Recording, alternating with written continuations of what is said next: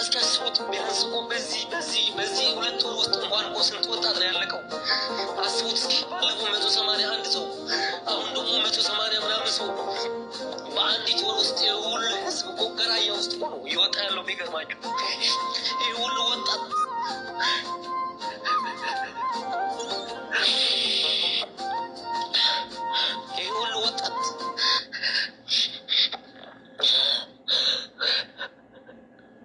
እኮ በዚህ 2 ወር ውስጥ እንኳን እኮ ስንት ወጣት ነው ያለቀው? አስቡት እስኪ። ባለፈው 181 ሰው፣ አሁን ደግሞ 180 ምናምን ሰው በአንዲት ወር ውስጥ የሁሉ ህዝብ እኮ ገራያ ውስጥ እኮ ነው ይወጣ ያለው። የሚገርማችሁ ይህ ሁሉ ወጣት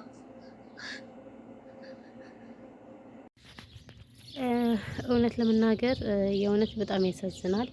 ቤተሰብ እንግዲህ ከመግቢያ ላይ እንዳያችሁት ብዙዎቻችሁ አይታችሁታል ብዬ ተስፋ አደርጋለሁ ማለት ነው።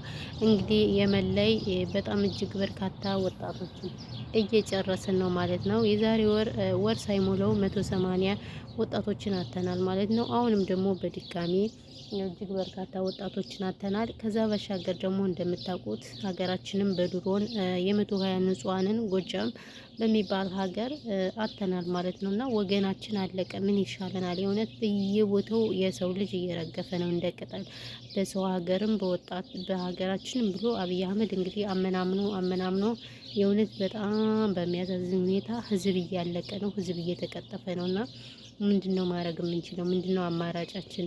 እኔ በጣም ነው በቃ ምን እንደምን እኔ እንደዚህ አይነት ነገር ማውራት ራሱ አልችልም። የእውነት እንግዲህ ብሬክስ ሀበሻዊ እያለቀሰ የእውነት በጣም ነበረ ሃይምሮ የተመታና በጣም ነበረ ያዘንኩት ማለት ነው። እኔ ምን እንደምል አንዳንዴ ግራ ያጋባኛል። ሰላም ምንድነው የተከበራችሁ ቤተሰብ እንዴት ናችሁ?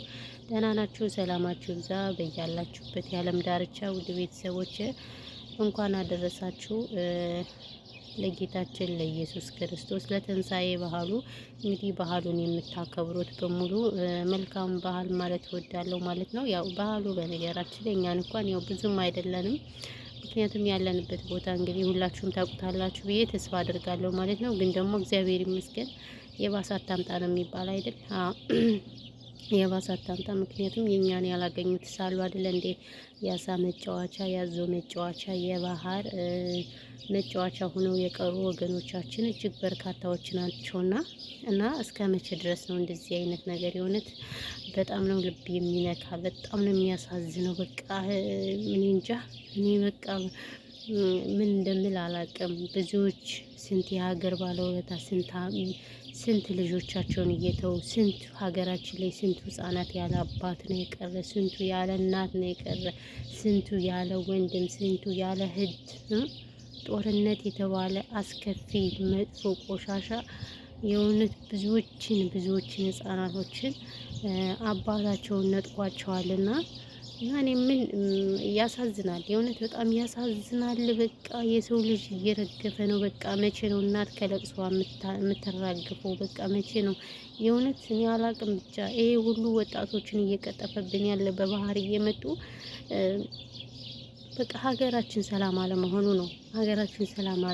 ሀገራችን በጦርነት እየታመሰ መሆኑ ነው።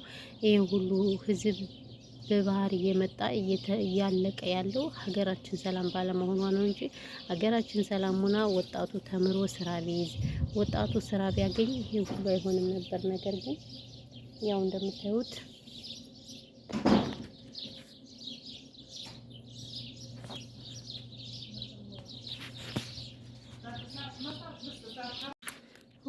ይቅርታ ቪዲዮ የተቋረጠ ቤተሰቦች ሴትዮ ስትመጣ ቪዲዮውን አቋረጥኩት ማለት ነው። እና ምን ልላችሁ ፈልጌ ነው፣ እኔ እንደው መስማት አይሰማችሁም። ቢያንስ አሁን ብዙ ጊዜ በአረብ ሀገር ላይ ያላችሁ እህቶች አንዳንድ እህቶች ላይ ብላይ ስንመጣ ወንድማችን መጣብን በባህር ይሄን ያህል ብር ተጠየቅን፣ እስኪ ንገሯቸው፣ እስኪ የምር እንዴት እንደሚያልቅ እስኪ ንገሯቸው፣ እስኪ ፎቶ እያነሳችሁ ላኩላቸው። በእርግጥ አይሰሙም፣ እውነቴን ነው የምላችሁ። ምክንያቱም እኛ እዚህ ያለን ሰዎች አትምጡ ብለን ስንላቸው ምቀኝነት ነው የሚመስላቸው።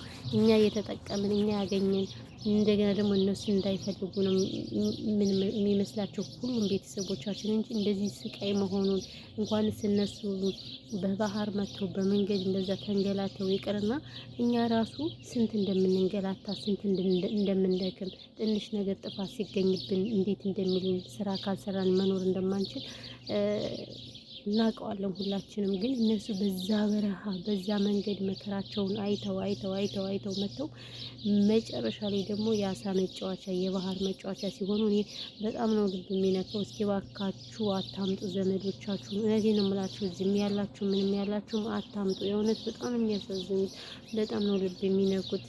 እኔ ምን እንደምል አላውቅም። አሁን በነገራችን ላይ ሳውዲ ላይ የሚመጡ ወጣቶች ምንም ሳውዲ የድሮ ሳውዲ አይደለም። በቃ የድሮ ሳውዲ አይደለም። አሁን ሰው አይቀጥሩም። በቃ ሳውዲ እንደ ድሮ አይደለችም። እውነት ለመናገር የድሮ መንግስታቸው እያለ ወንዶች ይቀጠራሉ እንደፈለጉ ነበሩ። ሴቶችም ደህና ብር ነው የሚሰሩት 2000 ብር። አሁን እንደዛ የለም። ይሄ መንግስት የኛ መንግስት አፈር ይብላና እሱ ከመጣ አንስቶ በቃ የከፈተላቸው ለሴቶች ራሱ ርካሽ ብር ነው ማምጣት የሚችሉት። ገብቷቸዋል። እና ለዛ ስለሆነ 2000 ብር ራሱ ወጥተው የሚሰሩትን አያሰሩም። በቃ በዚህ በ1000 ብር አመጥተው በየቤቱ ማሰራት ነው የሚፈልጉት አዳዲስ ሰራተኛ እንጂ አይፈልጉም፣ መቅጠር አይፈልጉም። በቃ ወንዶችም ይመጣሉ እዛ 400 500 ሺህ ብር ከፍለው ይመጣሉ።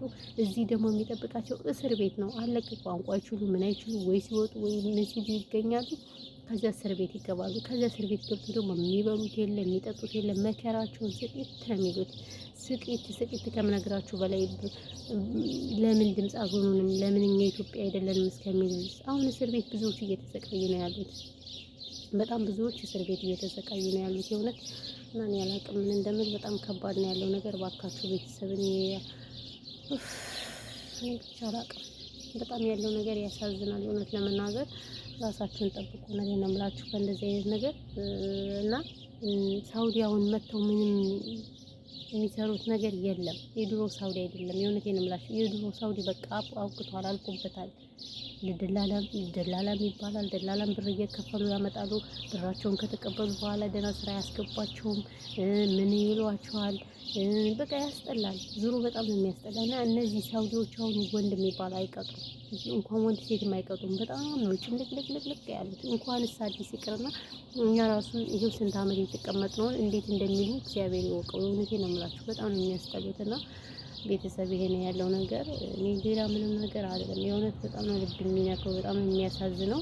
ብቻ ፈጣሪ በቃ ይበለን ከእንደዚህ አይነት ነገር። ለማንኛውም እንግዲህ ያለው ነገር ይሄ ነው። ውድ ቤተሰቦቼ በተረፈ ሰላማችሁ ብዙ ትረፍረፍ ይበልልኝ። ወሬ ያለብዛባችሁ ምንም ባወራ ፋይዳ ስለሌለው ፈጣሪ እንግዲህ ለእናቶቻቸው መጽናናት ይስጥ። ይሄን ሁሉ መከራ እያዩ ነው ሲመጡ ደግሞ መምጣት አላውቅም። መቶ ምናምን አስባችሁታል? ወጣቱ ይሄ ሁሉ ወጣት መጥቶ የባህር መጫወቻ ቢሆን ከሚሆን ሀገራችን በቃ ጦርነት ተቀላቅሎ ይሄንን መንግስት ሆብሎ አውግዞ በቃ ምንም አይቀርም እኮ ሞት ለማይቀረው ነገር በአንድ ጊዜ አሽቀንጥሮ ይሄን ሰውዬ ካልተጣለ አሁንም ቢሆን ወገንን በድሮን እየጨረሰ ነው ያለ። አስባችሁታል? 120 ንጹሃን እንግዲህ በድሮን በአንድ ቀን እንግዲህ ያስቡት ማለት ነው። እና እንደዚህ ማረግ ሲችሉ ይሄው መተው ስንት ወር ሳይሆናቸው አሁን ደግሞ ድጋሜ ዛሬ ወር 180 ያጣን። አሁን ደግሞ ድጋሜ ደግሞ የእውነት በጣም ያሳዝናል። ማንኛውም ምንም የምለው ነገር የለም። በተረፈ ሰላማችሁ ይብዛልኝ። እንግዲህ በዓሉን የምታከብሩት መልካም በዓል ብያለሁ። ያው ቤታችን ዛፍ ምናምን ስላለው ወፎች አሉ፣ ጫጫታ አለ። የኛ ቤት በጣም ያስጠላል እውነት ለመናገር። ያው ግን ምን ታደርጉታላችሁ? አማራጭ እንደ አማራጭ እንጂ በጣም ከባድ ነው። ለማንኛውም ሰላማችሁ ብዙ ተረፍረፍ ይወለልኝ ውድ ቤተሰቦቼ። ከባድ ነው ማወራው ራሱ ጠፋብኝ። ማወራው ራሱ ግርግር ነው ያለብኝ። ይከብዳል፣ ያሳዝናል። ሁሉም የምናየውና የምንሰማው የምር በጣም ከባድ ነው እውነት ለመናገር።